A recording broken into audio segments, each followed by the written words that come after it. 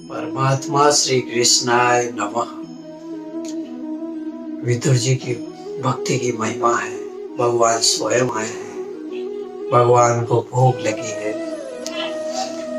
परमात्मा श्री कृष्ण की आंखों में ज्ञान और वैराग्य है।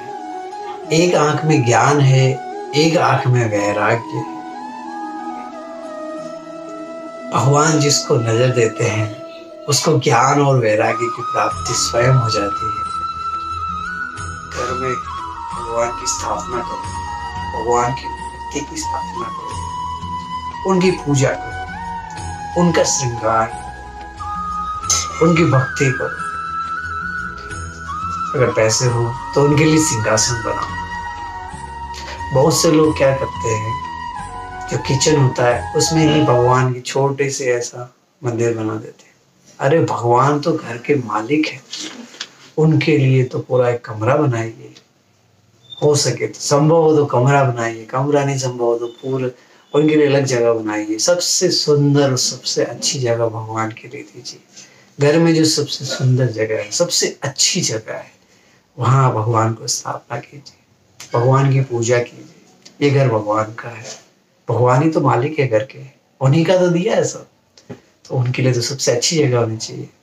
उनका श्रृंगार कीजिए, उनकी पूजा कीजिए, उनके नाम का जप कीजिए। जप में मन को तन्मय बनाइए। बहुत से लोग कहते हैं हम जप तो करते हैं, माला तो करते हैं, पर मन इधर उधर चला जाता है। मन कोई कुछ कह रहा होता है उसमें चला जाता है, मन कोई गिनती करने लग जाता है, मन खो जाता है भक्ति करके। होता है, हो सकता है मन चंचल है, पर आप मन थोड़ी हो, आप तो मन से परे हो। आप तो आत्म स्वरूप हो, शिव स्वरूप हो।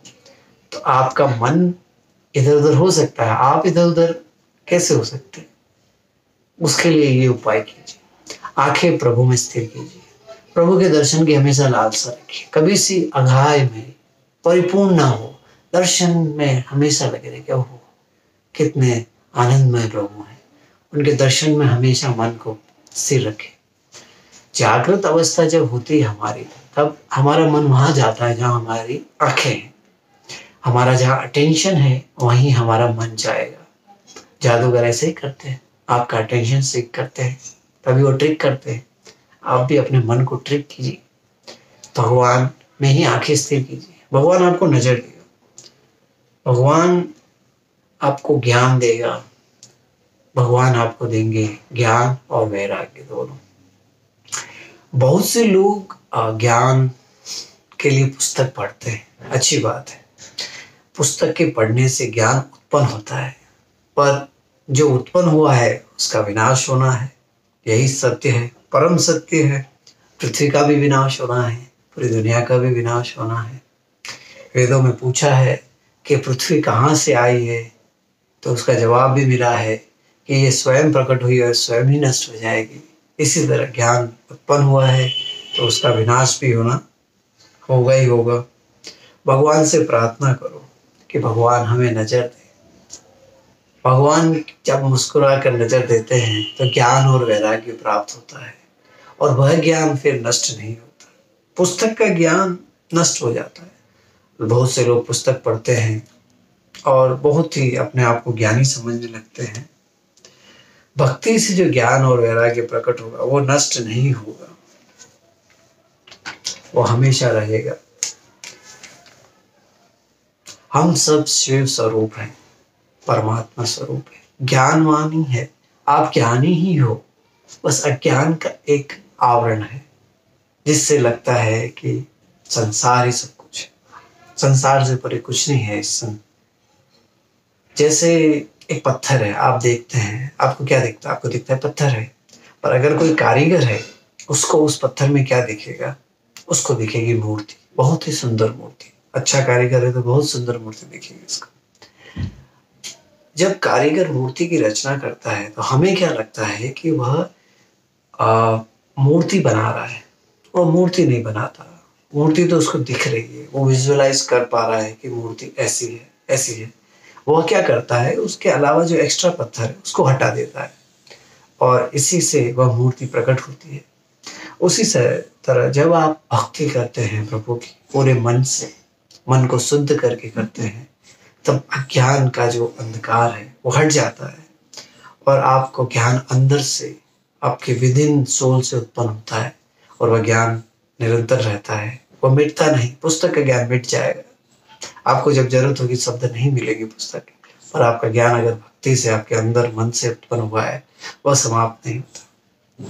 मीराबाई का उदाहरण देखिए, मीराबाई कितनी बड़ी भक्त है, कितना बड़ा भक्ति का उदाहरण प्रकट किया है कि क्या वह वेदांत का शिक्षण कहीं से लिया उन्होंने? नहीं, कोई पुस्तक पढ़ी थी, उन्होंने भक्ति की और भगवान ने उनको नजर दी और वो इतनी बड़ी ज्ञान, उनको जो ज्ञान उत्पन्न हुआ वह कभी नष्ट नहीं हुआ।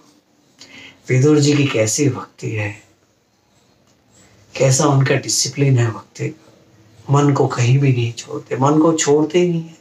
मन तो हमेशा देखो आनंद, आनंद मतलब सांसारिक सुख, वह परमात्मा का आनंद अलग है, पर जो सुख है, जो रिलैक्स है, लेजर एक्टिविटी है, मन हमेशा उसमें ही जाएगा। मन को तो आपको कहना पड़ेगा कि हाँ भाई तुम्हें आराम मिलेगा, तो पहले भक्ति करो भगवान की, पहले पूजा करो, प्रभु का श्रृंगार करो। मन को हमेशा ऐसे ही काम देते जाइए। विदुर जी ने यही किया, सुबह उठते ही प्रभु के दर्शन, प्रभु की पूजा, प्रभु का जप करना, भक्ति करना, उसी में लगे। क्या कितना बढ़िया जीवन है, कितना बढ़िया दिनचर्या है, प्रभु की भक्ति में रहते हैं। अच्छा, राजकरण से निवृत्ति नहीं है, रिटायर्ड नहीं हुए, काम नहीं छोड़ दिया है उनका, वो उस पद पर है, विदुर जी मंत्री पद पर है, तो वो जा रहे हैं, कंसल्टिंग करते हैं राजा को। राजा जब पूछते हैं तो उनको सब बताते हैं, तो ऐसा नहीं है कि सब छोड़ दिया है, पर बाकी का समय सांसारिक भोगों में नहीं रखा है, भोगों की भक्ति में लगाया है। बहुत से लोग संसार में जब भक्ति करते हैं प्रभु से आशा करते हैं।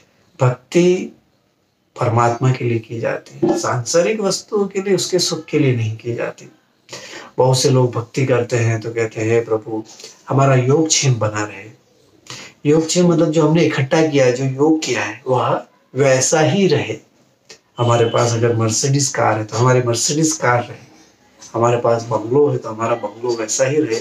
हमें इतना धन अर्जित हो रहा है प्रतिवर्ष, तो उतना ही धन हमें हर वर्ष अर्जित होता रहे और उसमें वृद्धि होती जाए, ऐसी प्रार्थना लोग भक्ति से करते हैं। भक्ति सुख, संसारिक सुख के लिए नहीं, परमात्मा के लिए। हे परमात्मा आप हमारे यहाँ पधारे, हमारे यहाँ भोजन करें, इतने प्रेम से भक्ति कीजिए।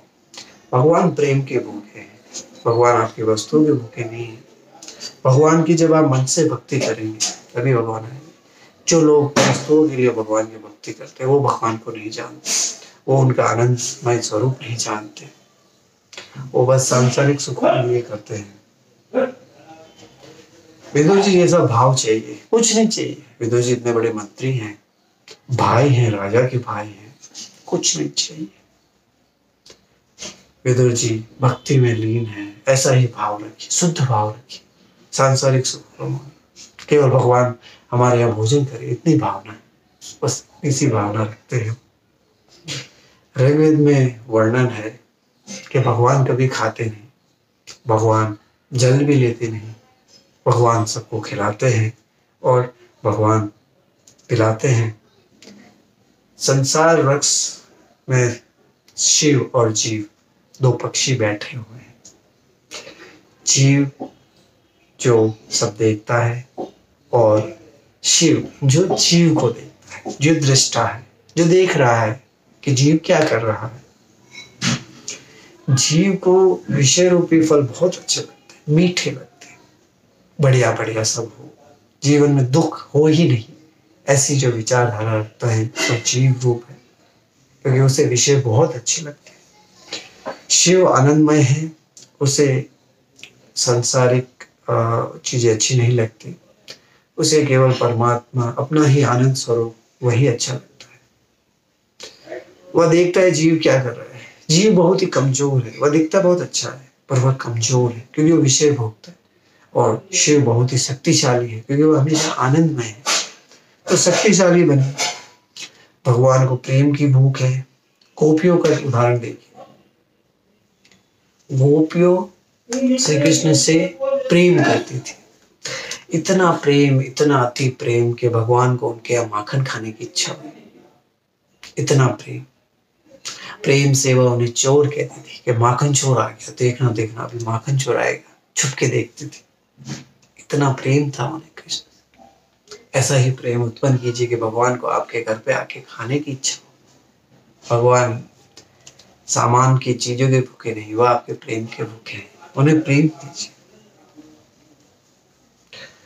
आप विचार कीजिए कि अगर हम जैसे लोग अगर भगवान को छोड़ के, तो भगवान क्या कहेंगे? भगवान कहेंगे कि तू चोर, तेरा पापा चोर, तेरे दादा चोर, मैं जानता नहीं कि तुमने किस तरह से धन अर्जित किया है। शास्त्र कहते हैं कि बिना परिश्रम, बिना मेहनत के इकट्ठा किया हुआ धन पाप है, उसे चोरी की संज्ञा दी। वो चोरी की है। अगर इस तरह से आपने धन अर्जित किया है, किसी का हक मार के धन अर्जित करना भी चोरी है। मेहनत कीजिए, प्रेम रस, प्रेम में मग्न रहिए, भगवान आएंगे। आपका अच्छा इंटेंशन होगा तो क्यों नहीं आएंगे? अगर हमारा इंटेंशन अच्छा होता है तो सामने वाले मानव को भी समझ में आता है कि ये व्यक्ति जो भी कह रहा है, पर इसका इंटेंशन अच्छा है, इसके मन की भावना अच्छी है। भगवान आपके मन की भावना नहीं समझेंगे, बिल्कुल समझेंगे। वो तो बिना आंखों के देख सकते हैं संसार को, बिना कानों के सब सुन सकते हैं। वो सब गति जानते हैं, आपके मन की गति भी जानते हैं। मन में शुद्ध भाव लाइए, मन में ऐसा भाव लाइए कि हे परमात्मा, मैं आपकी भक्ति कर रहा हूँ, आप मुझे आपकी नजर दीजिए, मेरी तरफ देखिए, मैं आपके आनंदमय स्वरूप में हमेशा रहूं। संसार का सब मुझे तुच्छ लगे। आपको लगने लग जाता है, जब भगवान आपको दृष्टि देंगे तो आपको संसार के सुख तुच्छ लगने लगते हैं। आपको फिर इंटरेस्ट नहीं रह जाता उन चीजों में। आपको बस भक्ति में ही इंटरेस्ट रहता है कि मैं भक्ति करूं प्रभु की। परमात्मा श्री कृष्णाय नमः। ओम सर्वे भवन्तु सुखिनः, सर्वे भवन्तु निरामया, सर्वभद्राणि पश्यन्ति, मा कश्चित् दुःखभाग्य भवते। ओम शांति शांति शांति।